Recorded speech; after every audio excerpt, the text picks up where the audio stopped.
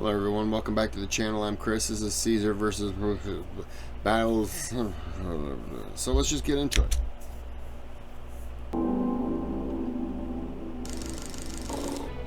By the spring of 57 BC, Caesar By the way, I think this is part 3. had successfully dealt with the Helvetii and Suebi threat. The Gallic tribes in the area had either been vassalized or their lands were occupied by the Roman legions. However, in the north of Gaul, a group of tribes was forming an alliance to oppose the Romans. These were the Belgae, and they would prove to be one of Caesar's fiercest enemies. This video is sponsored by ExpressVPN. This service provides the fastest speeds, being consistently faster than other VPN providers. Thanks, ExpressVPN. The Belgae were a loose collection of various tribes, and had fought constant wars with the Germanic tribes across the Rhine, which had fostered a strong and experienced warrior culture. They knew of how successful Caesar had been in Gaul already, and were justifiably suspicious of his intentions. To counter the rising Roman threat, the Belgae formed a confederation, led by King Galba of the Suessiones.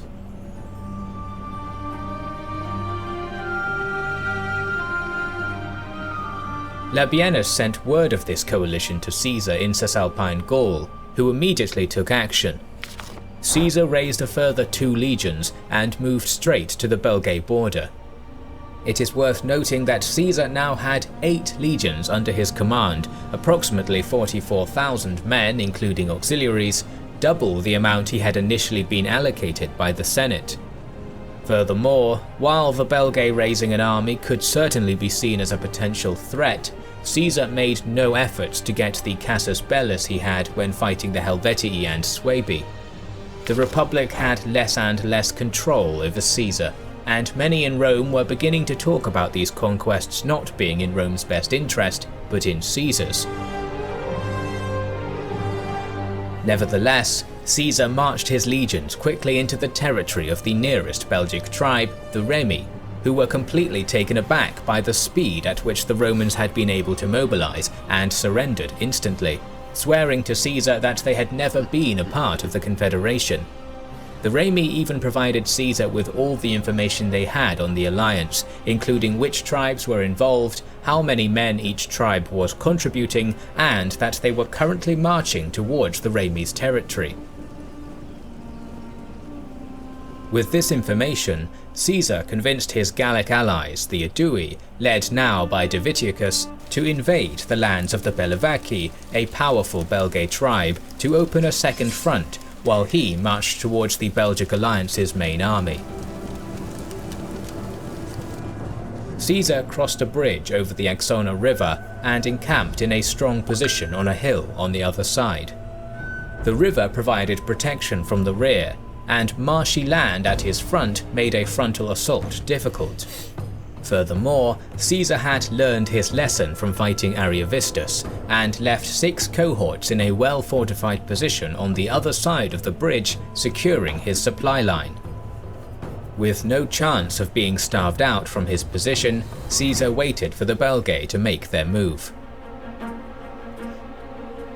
Meanwhile, the Belgae had marched to the Remi town of Bibrax, just 8 miles from where Caesar was encamped, and besieged it. Caesar gives the total number of the confederation as 300,000. However, it is unclear how much this number is exaggerated and how many of these men were currently in the army. A more realistic estimation would be somewhere around 80,000 men, still a force to be reckoned with, almost double that of Caesar's.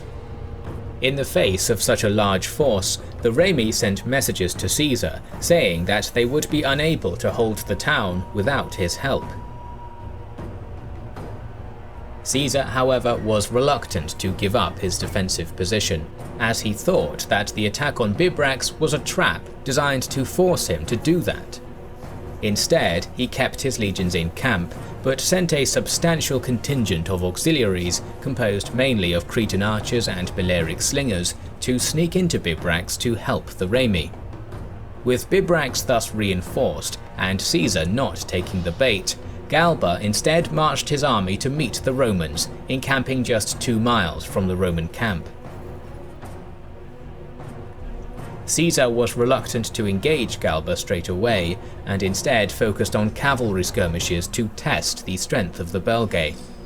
While this was going on, he further reinforced his position, digging long trenches and constructing defensive towers on the flanks of his position.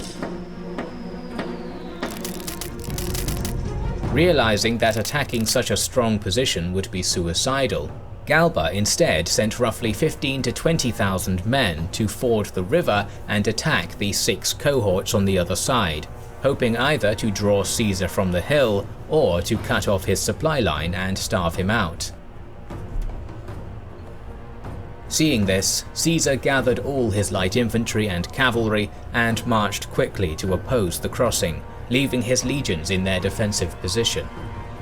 The Roman cavalry arrived just in time and fell upon the few Belgae who had made it to the other bank, killing many and forcing them back into the river. At the same time, the Roman missile troops peppered the Belgae still in the water with stones, javelins and arrows. They doggedly tried to continue their crossing despite taking heavy casualties, but Galba had no choice but to pull his men back. To make matters worse, word had now reached him that the Aedui were rampaging through the Belgae lands.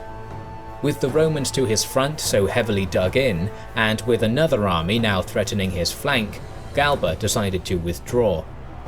The tribes would all disperse to their respective homelands, but all agreed to reassemble if the Romans marched further into Belgae lands. Stream 85+ live channels with no hidden fees. YouTube TV. Try it free. I don't want to. Why is the pillow square? I'm glad you asked. This is Jay, the inventor of the pillow cube. And this is a substantially more attractive version of Jay. Cool.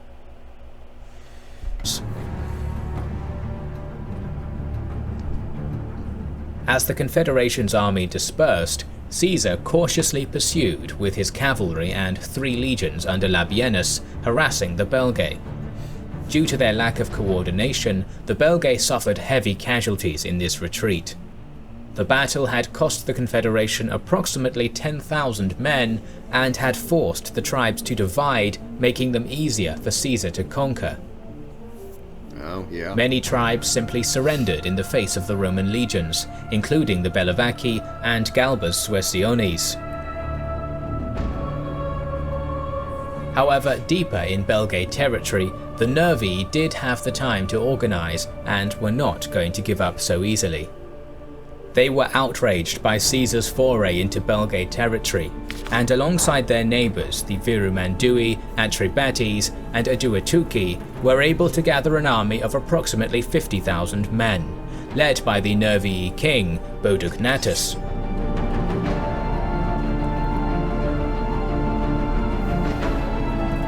Caesar, hearing that this force was gathering against him, marched for the river Sabis on the edge of Nervii territory. Bodugnatus had learned the lesson from Galba and knew that he could not allow the Romans the chance to fortify their position, and so he positioned his men in ambush on a hill on the other side of the river. He also had his troops construct hedge-like obstructions, which were placed on the other side of the river to disrupt the Roman formations and cavalry. Caesar marched his army in 2 groups. His veteran 6 legions, who marched in the front, were the first to reach the river and began constructing a camp on the hill with the river in front, while the 2 newer legions marched behind with the baggage train. Caesar sent his cavalry and light infantry across the river, which was only 3 feet deep, in order to scout the opposite bank. They were met by some Nervii cavalry, and a brief skirmish broke out. However, the Belgae cavalry fell back, drawing in the Romans until the entire Nervii force broke cover and fell upon them. The Roman cavalry and light infantry broke and ran back across the river to the Roman camp, the Nervii army in hot pursuit. Thus started the Battle of the Sabis River.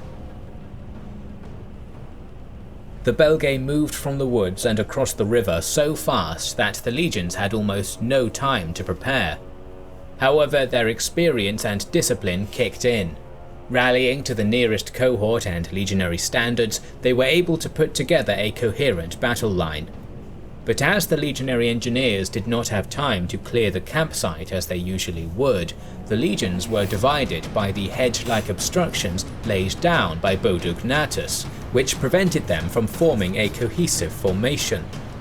As a result, the legions were almost fighting 3 separate battles: the 10th and the 9th on the left against the Atrebati, the 11th and 8th in the centre against the Virumandui, and the 12th and 7th on the right against the largest group, the Nervii, with 2 remaining legions still with the baggage train yet to join the battle. The fighting was brutal, with Caesar himself going from group to group, encouraging his men. Eventually the Roman left was able to push their enemy back enough to hurl their javelins into their ranks and charge. They were able to force the Atrebati back across the river, even making it into the Belgae camp. The Roman centre was also finding success, pushing the Virumandui down to the banks of the river. However, the Roman right was having a hard time. With the centre pushing forwards, the Nervii poured into the gap, almost surrounding the 12th and 7th legions and falling upon the auxiliaries who had retreated to the camp. The remaining auxiliaries, including most of the Roman cavalry who had been marching in front of the baggage train, saw this and fled, assuming the Roman right had been completely destroyed and the battle lost. They were not without reason. The 12th had lost their standard, their chief centurion, most of the other centurions, and the Romans were beginning to break. Seeing this disaster, Caesar knew he would have to do something or risk losing the whole campaign. Snatching up a shield, he pushed himself to the front line of the legion, bolstering the morale of the men. With the 7th Legion under heavy pressure as well, Caesar ordered them to form a defensive square with the 12th and hold their ground. At this point, the battle began to swing in the Romans' favour. Labienus, in charge of the 10th and 9th legions, saw what was happening from the other side of the river and sent the 10th to relieve the Roman right, while the remaining 2 legions had finally joined the battle and were attacking the Nervii in the Roman camp. The Roman auxiliary cavalry also returned to the battle, seeing this change in fortune, and now it was the Nervii who faced disaster. The Virumandui had fled upon seeing the Roman reinforcements, and the Nervii were now surrounded. They fought bravely, and even Caesar commended them later, but their defeat was now inevitable. The Belgae casualties were devastating, Caesar saying that just 500 survived the battle. The Roman losses had also been high, with perhaps as many as 5,000 Romans dead. Without Caesar's personal leadership and the timely interventions of the legions, it is likely that the battle would have been lost, Caesar killed, and the campaign ended. But the battle was over, and Caesar was once again victorious. If one of those lines, I mean that middle, or was it the first, the right? Yeah, the right or the middle weren't able to, and he didn't have reinforcements come down, it looked bad. But because the other 2 lines from the, it wasn't the Nervii, or I can't even pronounce the name of them. The other 2, because they took so much damage and went down, it's a domino effect, you know? You're only as strong as your weakest link, and they were strong, but they were fighting next to 2 other units that just didn't have it. And when you're fighting this much experience, it's tough. Nervii surrendered, becoming a vassal of Rome, and the Atrebati were conquered soon after. Rome was now in control of most of Gaul. New videos on Caesar's campaign in... That was good. I'm going to end this here.